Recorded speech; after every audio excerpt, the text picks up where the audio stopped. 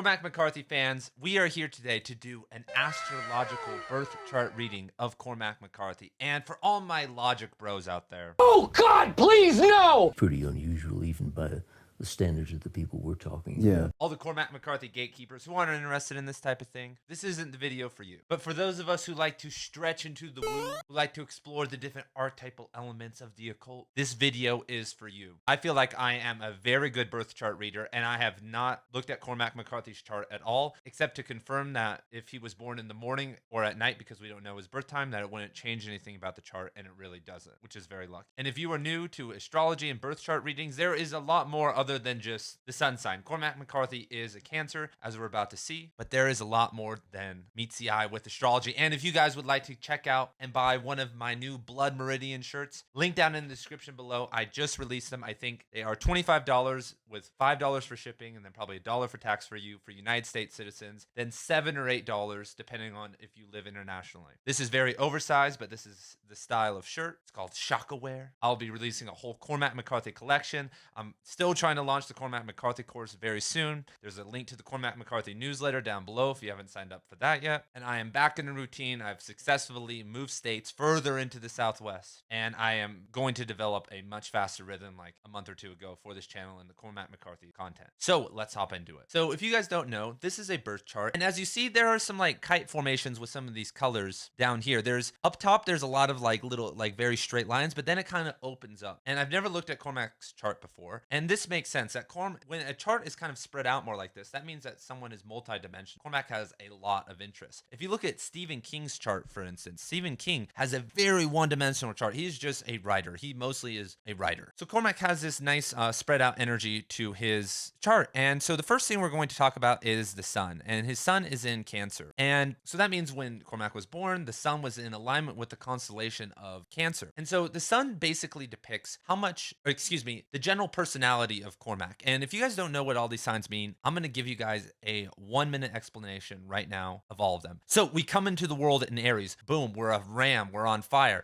And in our personal life, we create a lot of problems. You could call this the journey of consciousness and to enlightenment. The chakras, the Kabbalah, all these different things kind of depict this archetypal journey. The tarot, I actually pulled the chariot for Cormac, I guess he's on this deep journey right before this video. So then after this destruction, we want to settle down. We become the bull in Taurus. We recognize the land and we settle. And then after enough settling, we finally have the time to recognize knowledge. But the first step to knowledge is to understand metaphor. And that is Gemini, the twins. So once you understand duality and metaphor, you then have access to your emotions, because without contrast, emotions are kind of blurred together. You can differentiate. And that's Cancer. It's raw emotion. But Cancer, which Cormac McCarthy is the crab. It's either totally out there in the ocean, immersed, or it's receded into its shell. And that's where we're going to stop the story for now. So when we look at Cormac McCarthy, who is a Cancer, and actually I'm a Cancer, a lot of famous fighters are also Cancers, and we look at his career, it's very much like that. He is first of all, he's very in his shell about his writing. He has these beliefs, and maybe we could call it a paranoia about his writing. He is in his shell about his writing and all of that. But he is also very social. Cancers are also very social. They enjoy success, which Cormac McCarthy does. He wouldn't have done the Oprah interview and a lot of other things if he didn't care about respect, legacy, and success. And if you look at his whole life, he's had tons of friends and been involved in a ton of activities. And he also is a very emotional individual. If we look at like his semi-autobiographical novel, Sutri, like throughout the novel, at least 5 to 10 times is like weeping. He's like openly weeping and having, you could say, like a mental breakdown.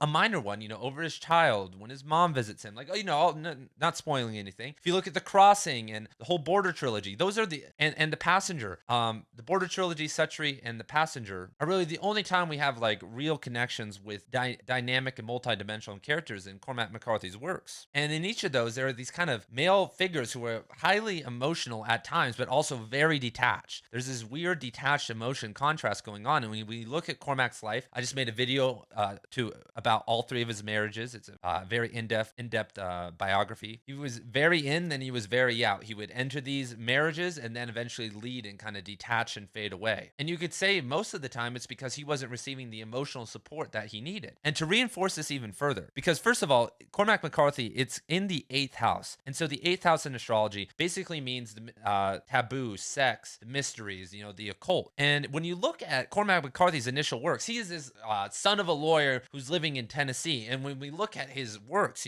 this first 4 novels, especially like Child of God and Outer Dark, they are raunchy. They are weird. He was publishing these in the 60s, everybody. And I guess the 60s. And they are very bizarre novels, even for the time. It's like a very interesting take on Southern Gothic with all the stuff going on. You could say those books are about taboo, incest, and necrophilia. And Suttree, is about kind of the weird people of Knoxville and of the South at the time. And it's just he explores the taboo. So it's very interesting because a lot of these signs, if you want to talk about astrology like being real or not real, blah blah blah blah blah, if you took the approach that it was real and it's not just an archetypal way for self-realization, even if whatever way you take, you can move through these signs once you realize and gain control and gain awareness of some of these things as you get older. Hopefully, then they don't really have the power or the effect on you as much. A lot of these are only effective if they're unrealized, the unrealized archetypes in the mind. These are just generally pointing to some of the more dominant archetypes that someone is experiencing. But all of us, if we want to attain realization and stop the wheel of karma, have to realize and study all of these trends that are embedded in,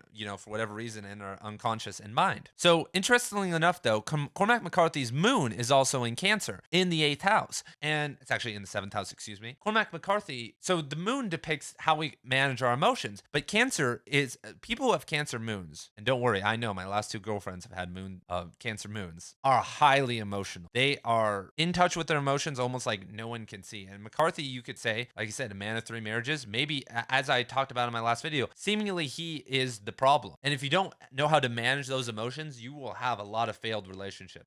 Cancer moons are, from what I have seen and what I have experienced with many friends also, very intense. It's very, very high level emotions. And you get both sides of that, once again, the good and the bad. And if they can't manage it, then it's usually really bad. So that is really good for his writing content, though, that he can bring some of that emotional nature into it. But it also means that he can control his emotions very well and then turn them on when he wants. So next we have a Mercury in Leo. So Mercury in Leo in the 8th house once again. So I have a Mercury in the 8th house. And so Mercury is like Hermes. And the Hermetic tradition, the messenger, right? And this is of knowledge. So Mercury in astrology means like knowledge and how you display your knowledge to the world. And it's in Leo. So after Cancer, you feel like once you have control of your emotions, you can go back out into the world and make your stamp on it. And that's what Leo is. You're the lion, you're the king now, but you screw up again and you create a lot of problems. So Cormac, if we look at his Mercury, he is very out there with his knowledge. He is a writer. He is someone who has worked for 4 or 5 hours a day. He's also,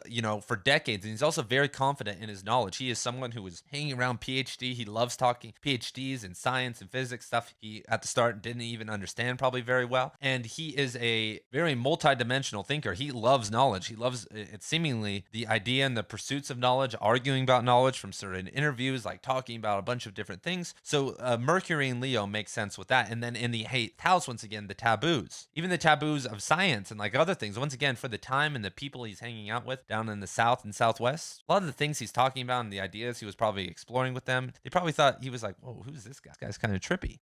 Next we have a Leo in Venus. So we have another Leo, and it is in Venus. And Venus basically depicts how you show beauty and like your ideas of art in the world. And this message you could say with his Mercury, because it is forceful. He is a world-class novelist. He's made his life journey showing his beauty and his art to the world. He worked on The Passenger for 60 years, ladies and gentlemen. He worked on some of these novels that he's released for decades. So when you do these things over the course of decades, you have a deep appreciation of what you were doing and giving to the world. If you think that, if you spend 5 hours a day for 15 years working on something, then it's like, bro, this means a lot to me. And I think that this is important, and it's important for other people. And if you do it time and time again, you are a big believer in the art and the beauty that you are depicting in the world. And as we could see, he's very into it because he has an enjoyment seemingly of younger women. He has, there's people talking about him being at bars after his 3rd marriage when he was in his 70s, like going after young women. He was reported with younger women when he was in El Paso. His 3rd wife was 32 years younger than him. His 1st wife was 5 years younger, and his 2nd wife was like at least 5 years younger than him. So we kind of see this trend of like loving beauty, but like it's almost in more of a dominating fashion. So next he has a Libra, a Libra in Mars in the 10th house. So in Leo, you create all this destruction. So then after all this pain that you cause, you become the exact opposite. You become a Virgo. You become an Earth sign, and you relax. You become organized. You stay in your shell, and like you become this is where you learn to be analytical. And once you're done being analytical, though, you realize combined with the analytic mind, with your idea and knowledge of polarity, that you need to now judge and discern what is right and what is wrong. And that is Libra. It's the scales. What is right and what is wrong. And so when we look at the 10th house, so he has a Mars, everyone, in the 10th house, and that is a strong placement. That is actually a huge placement. This is actually one of the most revealing placements about Cormac McCarthy. This is some good shit right here. So the 10th house is about your professional image, your career, your aspirations in the world, like what you are putting yourself out there with in the world. And Mars in that placement is strong because that's giving you the energy. Mars in astrology is like, Mars, it's the god of war, the god of action, like the action that you are taking. So he has a Mars in this house of profession, career, and growth, which means that he cares about that the most. Wherever your Mars is at, you're going to be taking a lot of action in that area, which he obviously has, but it's in Libra. And Libra is where you learn about beauty, because once you know the difference between right and wrong, what do you learn? You learn between what's good and evil, but also beautiful and ugly. Libra is ruled by Venus, that we were just talking about. And so Cormac wants to create a beautiful image. That's why he didn't grant interviews. You don't grant interviews because you don't like the press and you don't like other writers. It's because you're trying to preserve an image. When you were trying that hard, because he wasn't a recluse. He wasn't some recluse living on a ranch like, dude, I don't want to deal with this, bro. No, he was going out and partying and picking up girls at bars and like doing this stuff, but he didn't want to talk about his work because he's preserving his image. He's trying to control the image. It's a great PR campaign. If he doesn't say anything about his work, then technically everything is wrong. Everything that's being speculated isn't necessarily right. So he gets to build this image, build this, Western El Paso, like whatever cowboy image. And he literally built that from scratch because like, if you look at his childhood and who he was and like who he was in Tennessee, he was like a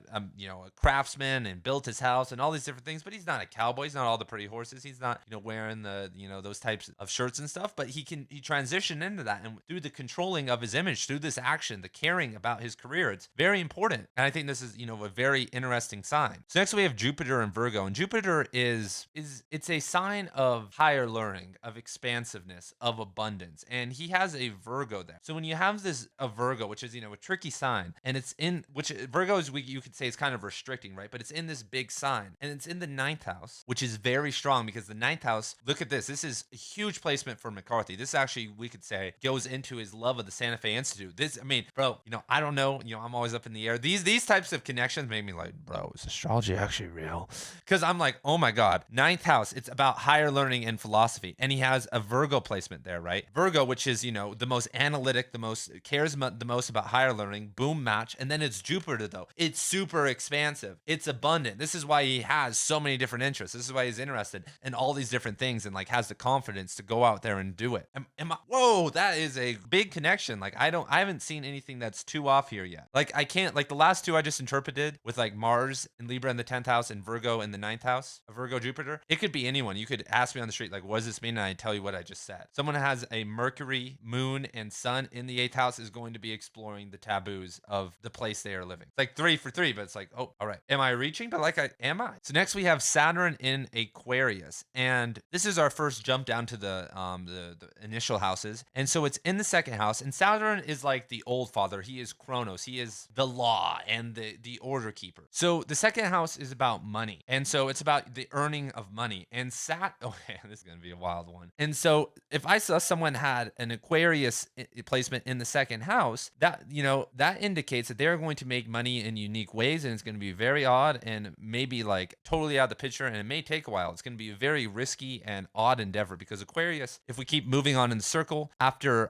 Libra, once you learn how to discern good and evil, then you can learn to discern your emotions, and that's Scorpio. And then once you understand that, you think you have mastery over the self, so you try to conquer the world in Sagittarius. But once again crumble from that, you relax and enjoy all the fruits of all your labors in Capricorn, which is the goat. And then in Aquarius, you start to learn about the connectedness of all knowledge. You could say like it's the throat chakra. You start to become very multidimensional in terms of knowledge and understand love and like connectedness of all things. So you learn like the power of all perspectives. But that can create though a little bit of analysis paralysis. So sometimes people who have a lot of Aquarius going on, they just have like too much or too spacey. But it's interesting that Saturn is ruling this because that's the moral house. That is the house of like rules and authority. So the way it would need to be described is that Cormac McCarthy's moral approach to making money is very old school, but it's also unique and kind of divergent. That sounds very true because he's never given lectures. He relied off of fellowships and just the classic book publishing model, just, taking advances, signing more contracts for more books when he was out of money, kind of living a rugged lifestyle. But it's very unique, a very unique perspective on making money and making it happen, understanding that will happen over time, but it's also very classic. It's like living, just this weird classic life where he just writes 5 hours a day. So next on the list, we have Uranus in Aries. And so that would be in the 4th house. And once again, this is just like a mad placement, bro. Like so sick. I'm like mind blown. So 4th house rules family, right? So we know Cormac. Here we have Cormac, the family man, 3 wives, 2 children. But it's in Aries. Aries in family.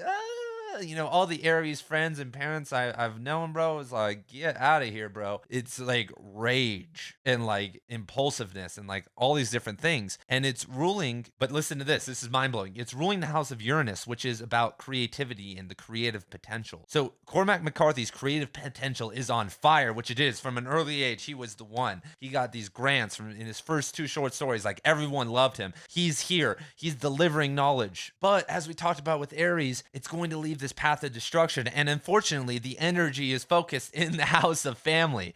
And, like I keep referring to this other video, but his love life has been a disaster. It's just been fleeting ups and downs. And it's all based off of his creativity, though. The need to create, the need to keep moving and to be impulsive with his creativity. He has his Virgo in the 9th house, which helps him manage these multiple projects, but it's still just this fast and hard journey to the end result. Even if it takes him 10 or 15 years, when you look at what he's doing and how he's grinding it out, he puts writing first. And that's exactly what an Aries would do, more so than any other sign. So next we have Neptune in Virgo. So I'm assuming, yep, that's up here in the 9th house again. And so Neptune is about like the intuition and about like, things deep, like your psychology, your spirituality, like those types of things. And so it's in the 9th house in Virgo though. And it's really a suspect again, because he is, you could say for all intents and purposes, very scientific, has, probably doesn't believe in the he god. He's a very scientific individual, takes a very objective view of reality. And that's exactly, if we're looking at the most analytic people would have a Neptune in Virgo, the most analytic sign. And once again, it's in the 9th house, which is about higher philosophy, his view of the higher teachings and order of the universe and of knowledge. And that's, he pursued that at the Santa Fe Institute. Like as I'm saying this, I'm like, oh my God, like I'm not even reaching in my mind. I'm not like trying to reach for you guys, for the audience or anything. I'm like, dude, there's no other way to interpret the most what would happen to someone's view of spirituality and their intuition if they were in the most analytic sign in the house of learning. That equals a scientist. That equals someone who's really into that stuff. And I should also say that every reality could also be the opposite. So with astrology, and so I might just be missing the mark here, and you might be having opposite behaviors, but it exists in a polarity. So Cormac might have the sign, but he actually might reject that. He might feel the pull to being, scientifically minded, but then reject that and become just way too gullible with religion or these other things. So a sign in astrology actually doesn't mean the reality. It means that's where it's like it's where the spectrum gets created, because you can actually reject that and go a totally different direction, the opposite direction. And ascending out of astrology is you owning these signs or your archetypes, and then you don't have to exist on that spectrum. You can make decisions on your own. Wow, this is good stuff here. So last but not least, we have Pluto in Cancer, and Pluto's about it's seemingly in the 8th house right here. Once again, it's directly in the 8th house, which is about taboo and about secrets, is not ruled with a Pluto placement. And Pluto means the unconscious, the hidden things, like the deep, dark unconscious. So, and it's in Cancer, the sign of deep emotions. So we have deep emotions in the unconscious and the taboo. And we've seen that with the multiple themes of incest and the passenger and some of the dream scenes. How many oh my God, I haven't even talked about that with the Cancers, but like this one, how the amount of dream scenes that have worked its way into McCarthy's novels could be said it's very unconscious. The 8th house also rules dreams. He's one of the only novelists who plays dreams in almost every single novel. I mean, what novel is Cormac McCarthy not messing around with like kind of dreamy, trippy sequences in? Maybe Child of God? All right, so then we have our basic analysis of Cormac McCarthy's chart now. So, I mean, I feel like this, just looking at this was a pretty accurate, pretty mind-blowing reading to me. Seems to align with him perfectly. The rest of these down here don't really matter to us right now. Some of them will be actually inaccurate because we don't know his exact birth time. So now we're just going to have a little bit of fun, we'll look at a couple of these. So these are aspects. So that means the placement's relationship to each other. For instance, it looks like, we look down here, Mercury opposite Saturn. So if we find Saturn right here, it's opposite his Leo Mercury. So, and this is a strong placement. So I've never seen this before. I'm just going to run with it. So a Leo in Mercury in the 8th house. So an opposition means that there's a pull between both energies. You're mixed between actions. You're being pulled from one side to the other. So Cormac is being pulled from trying to explore the taboo in his mind, right? This deep taboo in his work and in his life from being in the South, and what he's trying to do with, as we talked about earlier, his moral perspective of making money, his moral but unique way of making money. He's being pulled between them.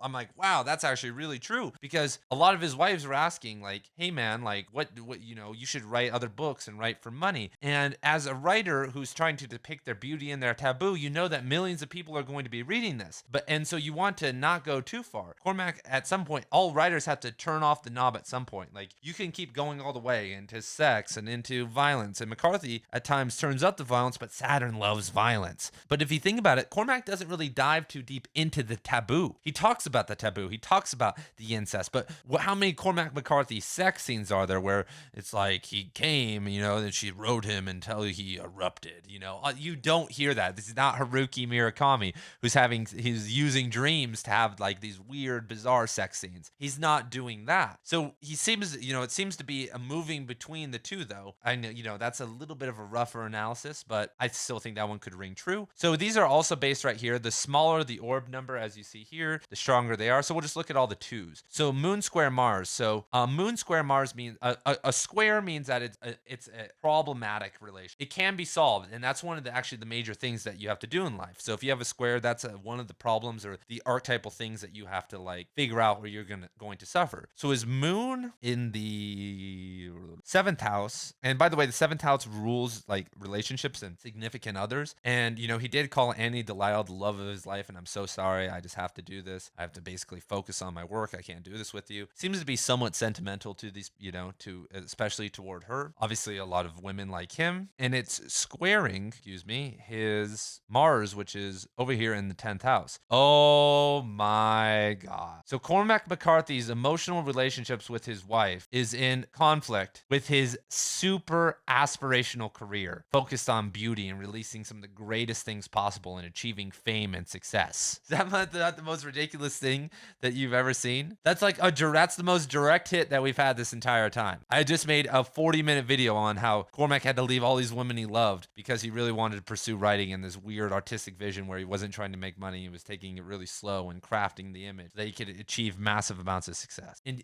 don't get it twisted. Cormac was not someone who thought that he wasn't going to be, I'll just write and see what happens. If I get famous, I get famous. No, he was trying to write some beautiful works, cult classics. His people were telling him he knew how good he was. So next we have Sun square Uranus, and this depicts the exact same thing. This one is wild. So Cormac McCarthy's Sun in the 8th house of Cancer, his loving, emotional energy that's a little bit taboo, is in conflict with his family, with his writing, with his fast forward approach to family. And you could also say, because this, what was it? Yeah, Uranus. So this is talking about his creativity and his family, his emotional capacity, which is strong, is in conflict with that. And that's why I'm sure he felt very bad about leaving.